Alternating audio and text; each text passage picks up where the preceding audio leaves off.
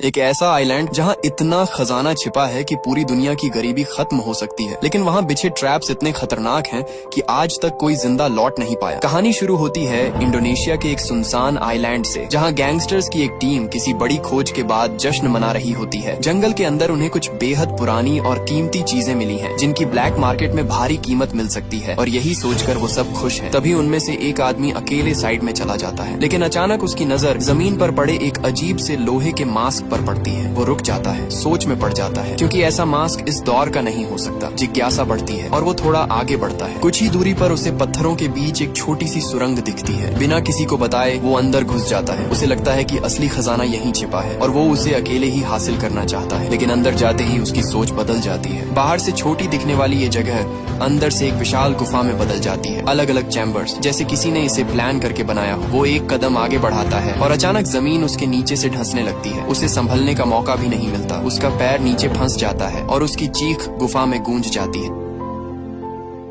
अब कहानी 20 साल आगे बढ़ती है, जहां हम एक टीम को देखते हैं जिन्हें एक अजीब सा बंकर मिल चुका होता है। बैन चाहता है कि अंदर जाकर कुछ बड़ा हाथ लगे, लेकिन जेसिका हिचकिचा रही होती है। फिर भी बैन उसे साथ लेकर अंदर चला जाता है, बाकी लोगों को बाहर रुकने को कहकर। बंकर के अंदर का माहौल अजीब खामोशी से भरा होता है, और जैसे जैसे वो आगे बढ़ते हैं उन्हें एहसास होने लगता है कि ये जगह खाली नहीं है। खोजते खोजते उन्हें 2 कंकाल मिलते हैं, जिन पर पुराने मिलिट्री बैज लगे होते हैं। ये जापानी सैनिक थे जो शायद यहाँ बहुत पहले आए थे और बाहर कभी लौट नहीं पाए। जेसिका सब कुछ देखने के बाद बस इतना कहती है कि वो मंजिल के बहुत करीब है, लेकिन असली बात छुपा लेती है। वो बैन को बाहर लेकर आती है और कहती है कि अभी और आगे जाना होगा, सही जगह अभी मिली नहीं है। आइलैंड पूरी तरह सुनसान है, घना जंगल, हर तरफ ऊंचे पेड़, ऐसे कि कोई भी आसानी से छुप सके। यही वजह थी कि वर्ल्ड वॉर के समय जापानी सेना ने इस जगह को चुना था। यहाँ से वो दुश्मनों पर नजर रखते और अचानक हमला कर देते। चलते चलते टीम एक पुराने माइनिंग एरिया तक पहुँचती है। सब कुछ टूटा हुआ, सालों से उजड़ा पड़ा, लेकिन उसी के नीचे उन्हें एक छुपा हुआ दरवाजा दिखता है। अंदर क्या है, कितना गहरा है, किसी को कुछ पता नहीं। कैप्टन साफ मना करता है, लेकिन बैन अब रुकने वाला नहीं। उसे हर हाल में अंदर जाना है, चाहे जो मिल जाए। मजबूरी में सब उसके साथ चलते हैं। जैसे ही दरवाजा खुलता है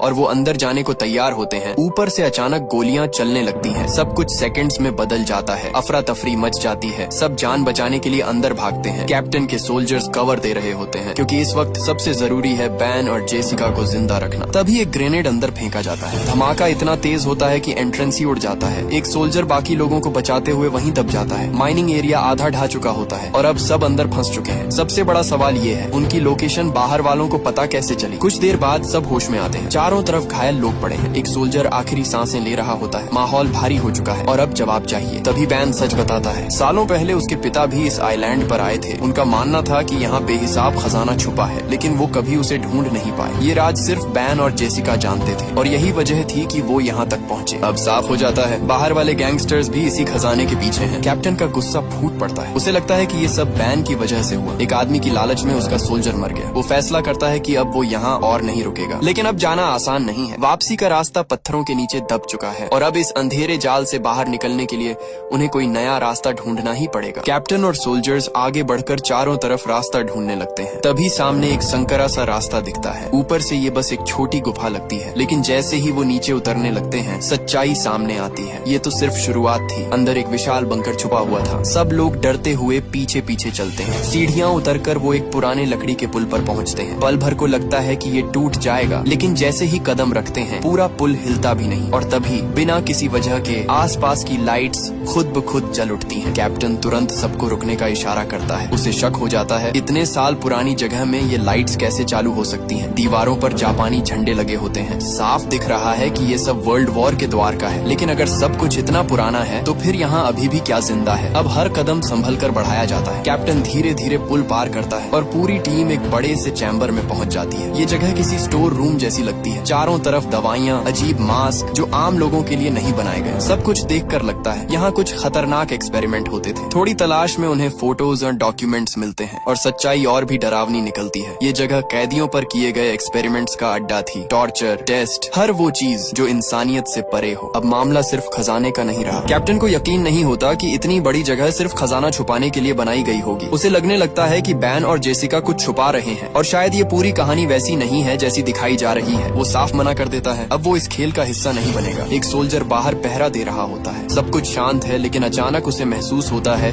कि उसके ठीक पीछे कोई खड़ा है। वो धीरे से मुड़ता है और एक पल के लिए उसे एक अजीब सा इंसान दिखता है। चेहरे पर मास्क, हरकतें भी इंसानों जैसी नहीं, लेकिन अगली ही सेकंड वो गायब। अब ये साफ हो जाता है वो लोग यहाँ अकेले नहीं हैं। धीरे धीरे टीम के अंदर टेंशन बढ़ने लगती है। हर किसी के दिमाग में एक ही सवाल है, ये जगह असल में है क्या, और जिस खजाने के लिए वो यहाँ आए हैं वो सच भी है या बस एक कहानी। जेसिका अब बैन की तरफ देखती है, उसे इशारा करती है कि अब सच बताना पड़ेगा। बैन टालने की कोशिश करता है, लेकिन जेसिका खुद सब खोल देती है। वो बताती है कि ये कोई माइनिंग एरिया नहीं था, ये पहले एक हॉस्पिटल था जिस पर बाद में जापानी सेना ने कब्जा कर लिया। फिर इसे एक सीक्रेट लैब में बदल दिया गया जहाँ दुश्मन सैनिकों पर एक्सपेरिमेंट होते थे। ऐसे एक्सपेरिमेंट जिनमें इंसान को बदलने की कोशिश की जाती थी, उसे किसी और चीज में, किसी और के कंट्रोल में। जो डॉक्यूमेंट्स और फोटो उन्हें मिले थे वो इसी सच्चाई का सबूत थे। अब बात आती है खजाने की, जिस पर कैप्टन को अभी भी भरोसा नहीं, कोई पक्का सबूत नहीं है। जेसिका भी मानती है कि पूरी जानकारी उनके पास नहीं, लेकिन उसे यकीन है कि खजाना यहीं कहीं छुपा है। खजाने का नाम सुनते ही कुछ सोल्जर्स के चेहरे बदल जाते हैं। डर के साथ अब लालच भी आ गया है। वो सवाल पूछने लगते हैं, कितना गोल्ड है, कहाँ है, क्या सच में मिल सकता है। कैप्टन ये सब देख रहा होता है और उसे ये बिल्कुल पसंद नहीं आता। टीम बिखर रही है और वजह सिर्फ लालच है। इसी बीच उनका एक सोल्जर बुरी तरह घायल पड़ा होता है। उसकी हालत लगातार बिगड़ रही है। सबको समझ आ रहा है वक्त बहुत कम है। कैप्टन साफ कह देता है अब और अंदर जाने का कोई मतलब नहीं,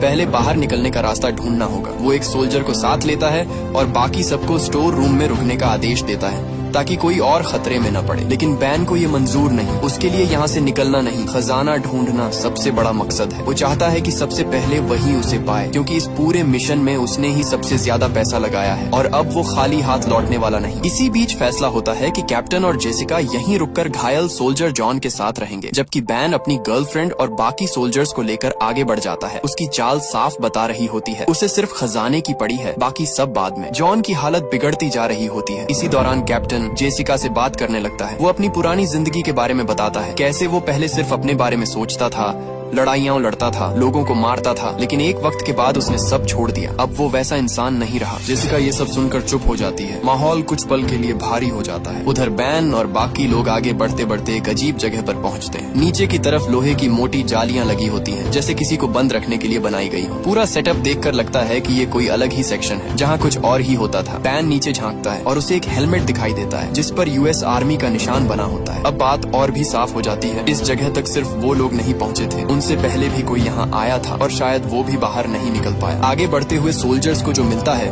उससे सारी तस्वीर साफ होने लगती है। हर तरफ एक्सपेरिमेंट का सामान पड़ा होता है, मशीनें, टेबल्स। साफ दिख रहा है कि यहाँ इंसानों पर ही टेस्ट किए जाते थे। जेसिका जो कह रही थी वो झूठ नहीं था। ये जगह कैदियों के लिए नरक रही होगी। थोड़ा और आगे बड़े बड़े जार्स दिखाई देते हैं, अंदर कटे हुए बॉडी पार्ट्स इतने भयानक कि देखकर किसी का भी दिल दहल जाए। कुछ सोल्जर्स नजर तक नहीं टिकाते, लेकिन बैन रुकता नहीं। वो अपनी गर्लफ्रेंड के साथ और अंदर घुसता जाता है। डर उसके लिए मायने नहीं रखता, उसे सिर्फ खजाना चाहिए। उधर जॉन, जो पहले से ही बुरी तरह घायल पड़ा था, अचानक जमीन पर हलचल महसूस करता है, जैसे नीचे कुछ जिंदा हो। वो ध्यान से देखता है और तभी मिट्टी उसके नीचे से खिसकने लगती है। उसे समझ भी नहीं आता और वो धीरे धीरे जमीन के अंदर धंसने लगता है, ठीक उसी तरह जैसे शुरुआत में वो गैंगस्टर गायब हुआ था। कैप्टन और जेसिका ये देखते ही दौड़ पड़ते हैं। वो उसी जगह पर मिट्टी खोदने लगते हैं, जितनी तेजी से हो सके। किसी तरह अंदर पहुंचते हैं, लेकिन तब तक देर हो चुकी होती है। जॉन मर चुका होता है। उसका शरीर अजीब तरीके से गल रहा होता है, जैसे किसी तेज केमिकल ने उसे जला दिया। और जब वो आसपास देखते हैं तो सन्न रह जाते हैं। चारों तरफ इंसानों के कंकाल पड़े होते हैं। अब ये साफ है इस गुफा में कुछ है जो लोगों को खींचता है, मारता है और उन्हें इस हालत में छोड़ देता है। कैप्टन और जेसिका अभी खुद को संभाल ही रहे होते हैं कि अचानक पीछे से उन पर हमला हो जाता है। किसी ने उन्हें जोर से मारा और दोनों वहीं बेहोश गिर जाते हैं। कैप्टन और जेसिका होश में आते हैं और अपने सामने एक मास्क पहने आदमी को खड़ा पाते हैं। उसके हाथ में हथियार होता है और वो खुद को वर्ल्ड वॉर 2 का जापानी सोल्जर बताता है। वो अभी भी उसी जंग में जी रहा है। वो कहता है कि जापान जीत चुका है, पूरी दुनिया पर उनका राज है और लड़ाई अभी भी चल रही है। वो सालों से यही है, बाहर कभी गया ही नहीं। कैप्टन और जेसिका उसे शांत करने की कोशिश करते हैं, लेकिन जेसिका साफ कहती है जंग बहुत पहले खत्म हो चुकी है, जापान हार चुका है। वो सोल्जर मानने को तैयार नहीं होता। तब जेसिका उसे अपने डिवाइस पर वीडियोस दिखाती है, सरेंडर के फुटेज, असली सबूत। धीरे धीरे उसकी आंखों से भ्रम टूटने लगता है। उसे एहसास होता है अगर ये सच पहले पता होता तो शायद वो अपने साथी को बचा सकता था, जो अब मर चुका है। वो टूट जाता है, घुटनों पर गिर जाता है। कैप्टन सावधानी से उसका हथियार नीचे रख देता है, क्योंकि अब भी उस पर पूरी तरह भरोसा नहीं किया जा सकता। फिर वो उससे सवाल करते हैं, ये सब कैसे हुआ, इतने साल वो जिंदा कैसे रहा। सोल्जर जो बताता है वो और भी डरावना है। जापानी वैज्ञानिकों ने उन पर एक्सपेरिमेंट किए, इंजेक्शन दिए, ये कहकर कि कि वो कभी बूढ़े नहीं होंगे, हमेशा जवान रहेंगे। लेकिन हकीकत कुछ और थी, वो सब बदल गए। और सबसे खतरनाक बात,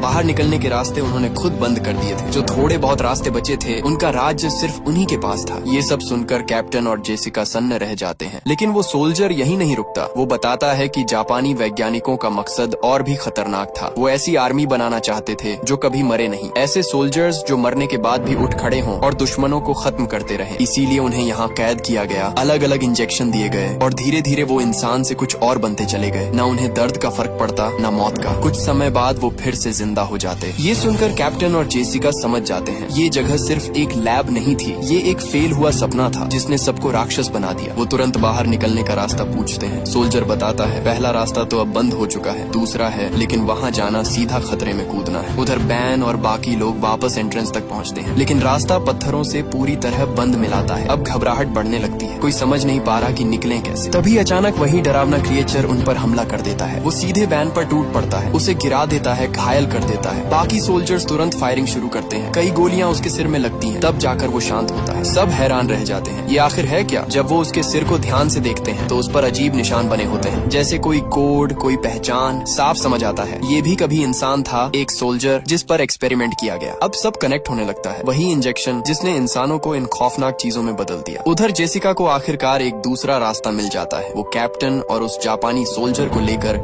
आगे बढ़ने लगती है। इधर बैन अपनी गर्लफ्रेंड और 2 सोल्जर्स के साथ एक और चैम्बर में पहुंचता है। ये जगह बाकी से भी ज्यादा डरावनी है। सामने एक बड़ा सा क्रिएचर बैठा होता है जिस पर और भी ज्यादा एक्सपेरिमेंट हुए लगते हैं, जैसे उसे और ताकतवर बनाने की कोशिश की गई हो। चारों तरफ एक्सपेरिमेंट का सामान फैला होता है। तलाश करते हुए बैन और उसकी गर्लफ्रेंड को एक ट्यूब मिलती है जिसके अंदर गोल्डन रंग का लिक्विड भरा होता है। अब उन्हें समझ आता है यही असली खजाना है, कोई सोना या हीरे नहीं, बल्कि ये लिक्विड जो इंसान को बदल देता है। बैन कुछ पल के लिए सोच में पड़ जाता है, लेकिन उसकी गर्लफ्रेंड तुरंत कहती है, इसे साथ ले चलते हैं, ब्लैक मार्केट में इसकी कीमत बहुत होगी। वो ये नहीं सोचते कि ये चीज कितनी खतरनाक है। आखिरकार बैन फैसला लेता है और वो लिक्विड अपने पास रख लेता है। अब उसके हाथ में सिर्फ खजाना नहीं, एक तबाही है। आगे बढ़ते हुए उन्हें आखिर एक बड़ा दरवाजा मिलता है। उसे खोलते ही सामने एक और गुफा खुलती है और जैसे ही वो अंदर कदम रखते हैं सब कुछ बदल जाता है। सामने पूरी एक आर्मी खड़ी होती है, सैकड़ों नहीं, उससे भी ज्यादा। सब एक जैसे, सड़े हुए शरीर, चेहरों पर मास्क और एकदम खामोश, जैसे किसी आदेश का इंतजार कर रहे हों। यही वो फाइनल सोल्जर्स थे जिनको बनाने का सपना देखा गया था। इमॉर्टल, बिना दर्द, बिना डर, बस मारने के लिए। लेकिन जैसे ही टीम वहाँ पहुँचती है वो सब जाग जाते हैं। अगले ही पल पूरी आर्मी उन पर टूट पड़ती है।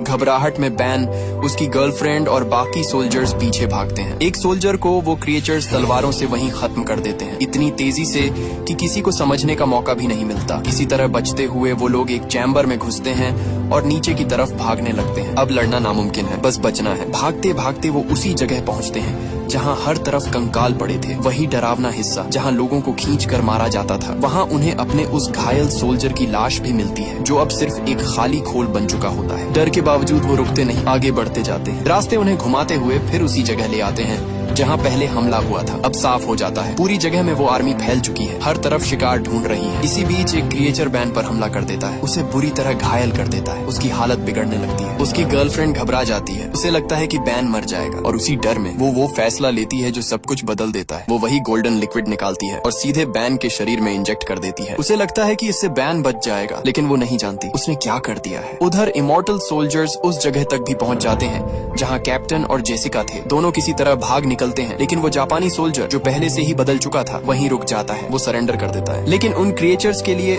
सरेंडर जैसी कोई चीज नहीं होती। उनके लिए हर इंसान सिर्फ एक शिकार है जिसे खत्म करना है। जैसे जैसे सब आगे बढ़ते हैं, बैन की गर्लफ्रेंड अचानक अपनी ही चाल चली देती है। वो सिर्फ बैन की चिंता कर रही थी और उसे लेकर एक अलग रास्ते में छुप जाती है। लेकिन अब वो बैन पर असर डालता है। जिस लिक्विड का उसने इंजेक्शन लिया था वो धीरे धीरे उसे बदल देता है। कुछ ही देर में बैन आउट ऑफ कंट्रोल हो जाता है और उसी का हाथ उसकी गर्लफ्रेंड पर पड़ जाता है। यह साबित हो गया कि लिक्विड सच में काम करता है। अब वो कैप्टन और बचे हुए सोल्जर को भी पकड़ लेता है और एक एक करके मारना शुरू कर देता है। कैप्टन मर चुका था और बचा सोल्जर अकेले लड़ने की कोशिश करता है, लेकिन इमॉर्टल सोल्जर्स इतनी रणनीति और बुद्धिमत्ता के साथ हमला कर रहे थे कि कोई बच नहीं पाया। अंत में सभी मर जाते हैं सिवाय जेसिका के। जेसिका किसी तरह बाहर निकलने का रास्ता ढूंढ लेती है और पानी के रास्ते ऊपर आ जाती है, लेकिन उसे वहाँ कोई और मिल जाता है, वही इमॉर्टल सोल्जर जिसने पहले उसे पकड़ने की कोशिश की थी। धीरे धीरे पूरी आर्मी बाहर आ जाती है और आगे बढ़ती है, तैयार होकर सभी को मारने के लिए। अब साफ है कि एक नई जंग शुरू होने वाली है, एक जंग जिसमें ये इमॉर्टल सोल्जर्स जिन पर एक्सपेरिमेंट हुए लोगों को चुन चुन कर खत्म करेंगे। और हमारी कहानी यही खतरे और रहस्य के साथ खत्म होती है। तो व्यूवर्स, अगर आपको मेरा नरेशन पसंद आया हो तो वीडियो को लाइक और चैनल को सब्सक्राइब करना मत भूलना। मिलते हैं अगली मजेदार कहानी में, तब तक के लिए बाय।